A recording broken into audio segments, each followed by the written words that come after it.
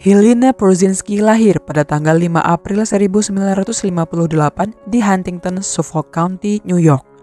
Ia merupakan anak bungsu dari Chester C. Prusinski dan Henrietta M. Kelly Prusinski.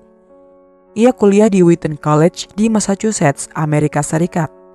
Saat berusia 21 tahun, ia mendengar sebuah lowongan pekerjaan di Colorado yang dapat membantunya mengejar karir impiannya di bidang jurnalis.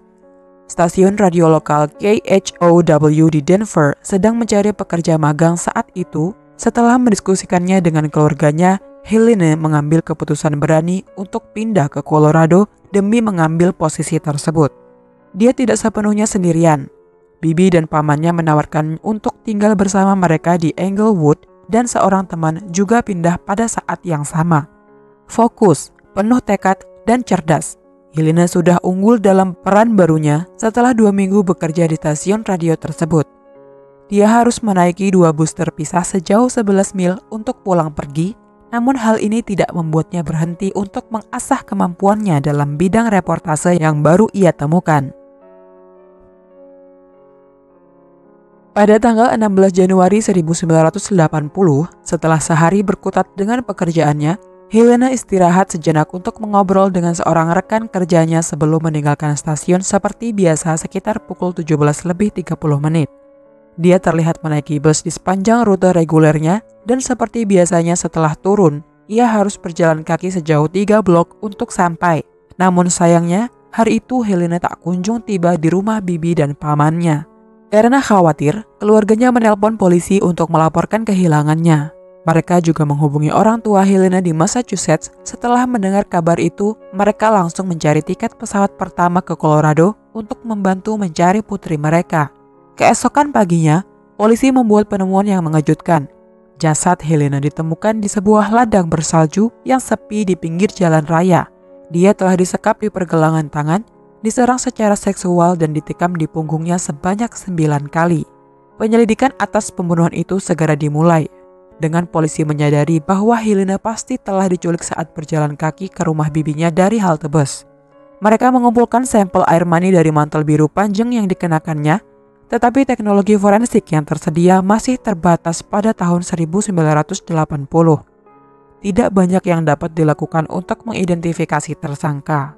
Setelah menemukan seorang saksi yang melihat seorang pria di jalan yang sama pada malam itu, mereka menghipnotisnya untuk membuat sketsa penyerang Helena. Meskipun mereka mendapatkan komposit yang bagus, gambar tersebut gagal menghasilkan petunjuk apapun. Demikian pula jejak cetakan sepatu bot koboi yang ditemukan di TKP. Tak banyak yang bisa dilakukan penyidik saat itu. Seiring berjalannya waktu, rumah-rumah dibangun di atas tanah tempat jasad wanita muda itu pernah terbaring, dan kasus ini pun menjadi dingin. Pada tahun 1998, ketika teknologi penyelidikan mulai berkembang, kasus Helena mulai dibuka kembali. DNA TKP dikirimkan secara digital ke fasilitas Kodis Nasional. Sayangnya, tidak ada kecocokan. Namun, pada tahun 2017, ada perkembangan baru dalam teknologi forensik. Proses silsilah genetik yang sekarang terkenal karena memecahkan kasus Golden State Killer menjadi berita utama, dan para penyelidik di kantor Sheriff Douglas County berpikir bahwa hal ini patut dicoba. Detektif khusus kasus dingin, Shannon Jensen, mengatakan kepada majalah People, "Alat baru ini memberi kami kesempatan untuk membuka kembali kasus ini dan mengidentifikasi tersangka. Ini merupakan alat yang luar biasa untuk dimanfaatkan oleh para detektif." Setelah berjam-jam meneliti ribuan orang dalam silsilah keluarga, pekerjaan yang melelahkan itu membuahkan hasil dan kumpulan donor sampel potensial dipersempit menjadi 1 keluarga dan 2 bersaudara. Ketika salah satu dari mereka dikesampingkan, kecurigaan tertuju pada James Curtis Clayton yang selama ini tinggal di Florida dengan nama samaran Curtis Allen White. Tidak hanya tinggal beberapa blok dari halte bus tempat Helena akan mengakhiri perjalanan pulang malam itu, tetapi dia juga sangat mirip dengan sketsa komposit yang dibuat oleh saksi. Para penyelidik mengamati Clayton lebih dekat dan menemukan bahwa ia memiliki rahasia kelam di masa lalunya. Pada tahun 1975, dia pernah dihukum karena melakukan pemerkosaan di negara bagian Arkansas. Meskipun dia dijatuhi hukuman 30 tahun penjara, dia hanya menjalani 4 tahun penjara sebelum dibebaskan. Clinton telah pindah untuk tinggal bersama mantan konselornya di Littleton, Colorado, hanya beberapa bulan sebelum penculikan dan pembunuhan Helene. Dengan membawa alat lengkap, para detektif terbang ke Florida untuk mengambil sampel DNA-nya guna memastikan kecurigaan mereka. Mereka membuntuti Clinton dengan menyamar selama lebih dari seminggu sebelum berhasil mendapatkan botol bir yang telah diminumnya di sebuah bar. Ketika diuji, ternyata cocok dengan sampel yang diambil dari tubuh Helene. Shannon Jensen mengatakan kepada Castle Pines Connection, meskipun silsilah genetik telah memberikan pemecahan yang diperlukan dalam kasus ini, namun kejelian polisi pada tahun 1980 untuk mengumpulkan dan mengawetkan sampel air mani sangat patut diapresiasi lebih. Clinton ditangkap pada bulan Desember 2019 dan diekstradisi ke Colorado untuk didakwa atas tuduhan penculikan dan pembunuhan. Saat interogasi berlangsung, dia mulai menceritakan semuanya kepada para detektif. Dia mengaku melihat Helene turun dari bus dan memutar balik mobilnya untuk kembali menjemputnya. Dia mengatakan bahwa itu adalah takdir yang mempertemukan mereka dan mengungkapkan bahwa Helene mengikutinya untuk masuk ke dalam mobil ketika dia melihat pria itu mengancamnya dengan sebuah pisau. Clinton membawa wanita muda itu ke sebuah gubuk kayu dan memperkosanya, lalu memaksanya berjalan tanpa alas kaki melintasi ladang bersalju. Jika Helene melakukannya, ia berjanji akan melepaskannya.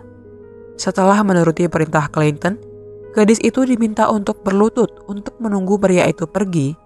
Namun sayang, semua itu hanya akal busuknya saja.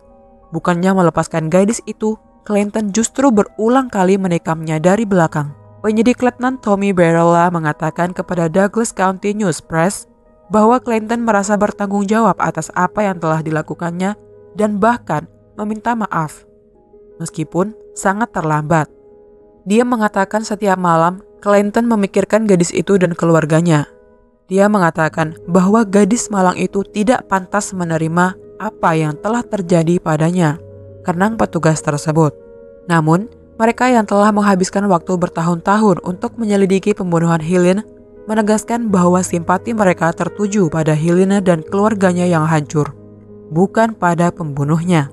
Shannon Jensen mengatakan kepada majalah People Investigates bahwa ia berhasil menelpon saudara perempuan Helene, yang kini menjadi satu-satunya anggota keluarga inti yang masih hidup setelah kematian orang tua dan saudara laki-lakinya, untuk mengatakan bahwa mereka telah menahan pembunuhnya. Saya seorang polisi. Saya mencoba untuk tidak menjadi cengeng, tetapi saya tetap menangis, katanya. Pada tahun 2020, James Curtis Clinton dijatuhi hukuman penjara seumur hidup atas pembunuhan Helene Prusinski. Meskipun Undang-Undang tahun 1980 menyatakan bahwa dia akan memenuhi syarat untuk pembebasan bersyarat dalam 20 tahun, Jaksa Wilayah George Brauchler mengatakan bahwa dia tidak boleh lagi menjadi ancaman bagi para perempuan di luar sana. Pada usianya, jika Anda meminta saya untuk menebak, saya akan mengatakan bahwa saya tidak berharap dia akan mendapatkan pembebasan bersyarat, tambahnya. Namun, para penyelidik sedang menyelidiki apakah Clinton mungkin bertanggung jawab atas serangan seksual lain yang belum terpecahkan di wilayah Colorado pada saat kematian Helene. Pada sidang penjatuhan hukuman, saudara perempuan Helene, Janet Johnson, mengatakan kepada pengadilan tentang dampak dari kehilangan saudarinya yang sangat ia sayangi itu. Ini sangat sulit, tak akan pernah menjadi lebih mudah. Seolah-olah ada seseorang yang merogoh dan mencabik-cabik hati kami, komentarnya. Saat dia menyampaikan putusan, Hakim Douglas County Theresa Slade berkata, ada sebuah puisi yang ditulis Helene dan berbunyi, marilah kita hidup hari ini dengan setiap janji penuh harapan di hari esok. Dan Tuan Clinton, Anda dapat terus memiliki itu. Bagaimana Anda menghadapinya, itu terserah Anda. Pria berusia 63 tahun itu akhirnya dinyatakan bersalah atas tuduhan pembunuhan pada April tahun 2020 dan dijatuhi hukuman penjara seumur hidup. Clinton menjalani hukuman di fasilitas pemasyarakatan Bend County di Las Animas, Colorado. Meskipun pembunuhan tingkat pertama saat ini memiliki hukuman seumur hidup tanpa kemungkinan pembebasan bersyarat, James dihukum sesuai dengan hukum yang berlaku pada tahun 1980 dan dengan demikian akan memenuhi syarat untuk pembebasan bersyarat pada Januari tahun 2040.